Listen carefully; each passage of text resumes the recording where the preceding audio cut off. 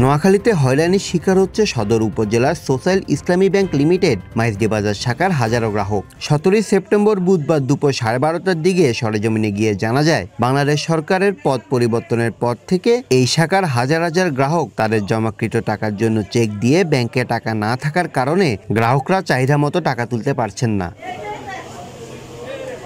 প্রথম দিকে গ্রাহকের চাহিদা মতো চেকের টাকা দিতে না পারলেও 20 থেকে 50 হাজার টাকা দেওয়ার সামর্থ্য থাকার পরও গত 2 সপ্তাহ থেকে ভুক্তভোগীদের অভিযোগ তাদেরকে নানান কথা বলে ফিরিয়ে দিচ্ছে বারবার।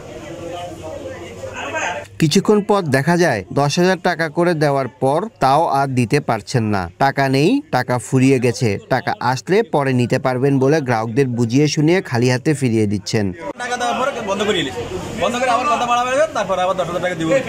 গ্রাহকরা অভিযোগ করে বলেন, টাকা 2,20,000 বৃহস্পতিবার আসছি, প্রথম 10টা বাজে আসছি, তারপর আসছি আড়াইটা টাইম দিয়েছি, আড়াইটা আসছি, তারপর কইছে 4টা বাজে আসার জন্য। 4টা বাজে আমার দ্বারা আসা সম্ভব হয় না, একটা দেশ শেষ। তারপরে আসছি রবিবার আসার পরে কয়েকজনের নাম লিখছে, এরপরে সিরিয়াল দিচ্ছে মঙ্গলবারের দিন, মঙ্গলবারে আসার জন্য। মঙ্গলবার আসছি, মঙ্গলবার 10,000 টাকা উঠেছি, 2,20,000 টাকা আছে, এখন আজকে 10,000 টাকা দিব। এই মাসিক বেতন আমরা যা পাওয়া যায় ইনকাম আমরা মাস শেষে এগুলো দিয়ে চলি, আটকে দিচ্ছে আমরা চলতে পারি না, চাইলে তো কিনতে পারি না। এখন কোনো টাকাই দিচ্ছে না ওনারা, কোনো টাকাই এরা দিচ্ছে না। কি বলে একটু পরে আইবে, একটু পরে আইবে, পরে লাঞ্চের পরে এখনো কোনো টাকা দিচ্ছে। কতদিন পর্যন্ত এভাবে ঘুরাইতেছে আপনাদেরকে? আজ 4-5 দিন থেকে 1 সপ্তাহ পর্যন্ত এভাবে ঘুরাইতেছে। কত টাকা চেক দিয়েছেন আপনি? আমি 10,000 রুপি চেক দেই না। আপনি চাচ্ছেন কত টাকা? আমি 60,000 টাকা চাচ্ছি। আমার 60,000 টাকা। হ্যাঁ। এখন আপনাকে 10,000 টাকার উপরে দিচ্ছে না? না, 10,000 দিচ্ছে না। 10,000 দিচ্ছে না? না, নাই বলে ব্যাংকে সার বন্ধ দিয়ে এটা বলতে আছে।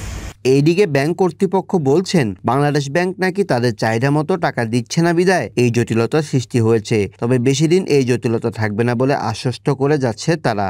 এই বিষয়ে জানতে ওই শাখার ম্যানেজার নুরুন নবী পাটোয়ারির কক্ষে গিয়ে অফিস কক্ষে তাকে পাওয়া যায়নি। পরবর্তীতে তার মুঠোফোনে একাধিকবার কল করলেও তিনি ফোন রিসিভ না করায় তার কোনো মন্তব্য নেওয়া সম্ভব হয়নি। অন্যান্য কর্মকর্তারা কোনো মন্তব্য করতে রাজি হননি, তবে সাংবাদিক পরিচয় ভিডিও করার সময় একাধিকবার বাধা দেওয়ার চেষ্টা করা হয়েছে।